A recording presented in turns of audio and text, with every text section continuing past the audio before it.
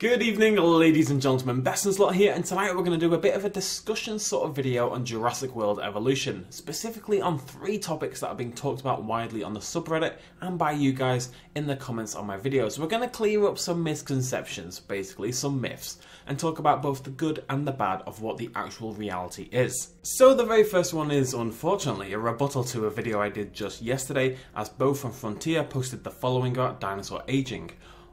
No, you know what, I'm not doing a Bo voice.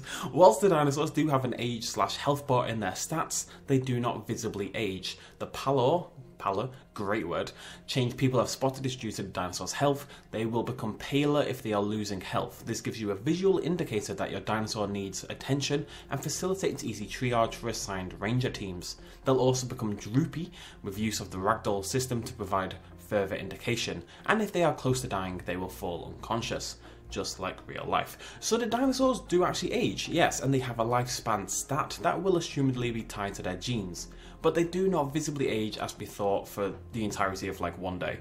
That's a shame, of course, but as an alternative, we do get dinosaurs that become visibly sick when they're ill and close to death, becoming droopier as we saw with the low-hanging tail of yesterday's Tyrannosaurus Rex, and then eventually falling comatose.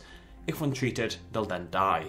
It's a nice extension of the system we had in JPOC, and it also assumedly gives us time to research the necessary medications as our dinosaurs fall ill. Hopefully it's not the same as it was in JPOC, wherein if one dinosaur falls ill, suddenly your entire bloody park does the same. The fact that we had clearly quite a sick Rex along with a very healthy shiny Rex together in yesterday's video means that's probably not the case anyway.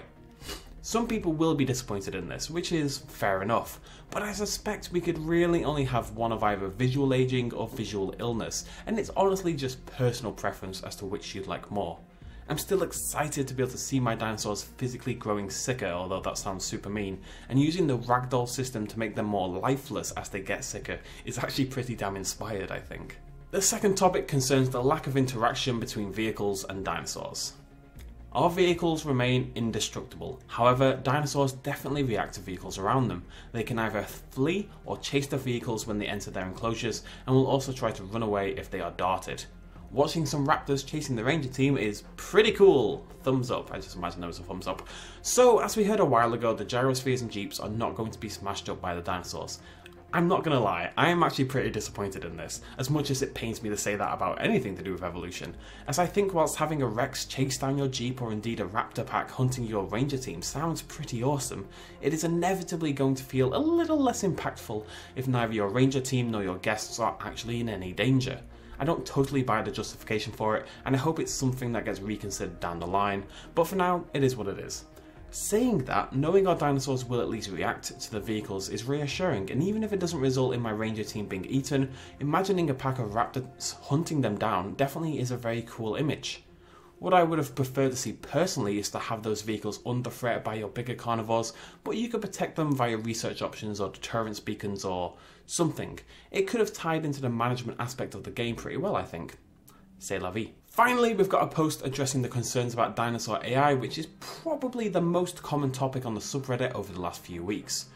We've streamlined the animations of fight sequences so they look smoother and run better. We've also added some more variety in those interactions, such as dominance behaviour, rather than always lethal encounters. Dinosaurs now also run away from threats, such as predators or dangerous weather. Finally, we are also further refining and balancing dinosaur statistics and their implications, so that your bioengineered breeding and upgraded statistics have a greater impact on the outcome of these interactions. And we can't really have any complaints about this one, can we? Whilst I was personally never as worried about the AI as everybody else was, it's nice to see that Frontier are still so open to changing the game and improving the experience this close to release. And I do think there was a noticeable difference between the AI I saw personally back in March and the footage people have shot at the 25th anniversary event, which we might cover in a couple of days, particularly in dinosaur battles. I commented just the other day as well how the Parasaurolophus was striding towards the Spinosaurus without a care in the entire bloody world, and it's great to hear that's likely not to happen in the eventual game. I'm curious a little bit how the dinosaurs are going to run from dangerous weather. It's pretty hard to outrun a rainstorm, for example. So what are they actually running from? Is it just the twisters, or is there maybe a little something else in there? Who knows? We'll find out. Even if it is just the twisters, not having our dinosaurs stand still like gormless puppets as they get flung up into the air a la the cow from Twister will be a big improvement. Finally, it mentions how the genetic programs, these are the ones that let us effectively edit the stats of our dinosaurs through alternate genomes, will have a greater impact on the outcome of battles or dominance displays, etc.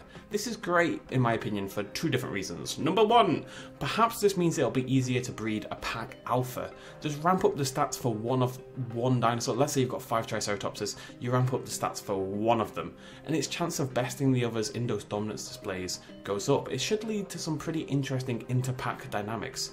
Secondly, it increases my chances of breeding a Struthiomimus that can kill a T.REX. So, you know. Anyway, a big thank you to both for not only messaging me with a couple of these, but for generally being pretty awesome on the Evolution subreddit. Between things like this and the changing of the Spinosaurus roar, the community communication, from Frontier has been fantastic. And whilst I won't always agree with the design choices, obviously, as we saw today, it's stuff like this that makes me happy to continue to bat hard for them and for the game itself. Let me know what you think about these 3 topics down below. I am sorry for sort of accidentally lying to you guys about the aging yesterday. Oops. And I'll see you lovely folks in the next episode. Cheers, much love, as always. Bye-bye.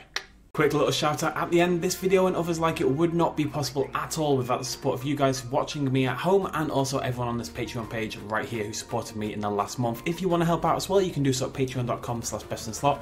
Every little really helps. Cheers.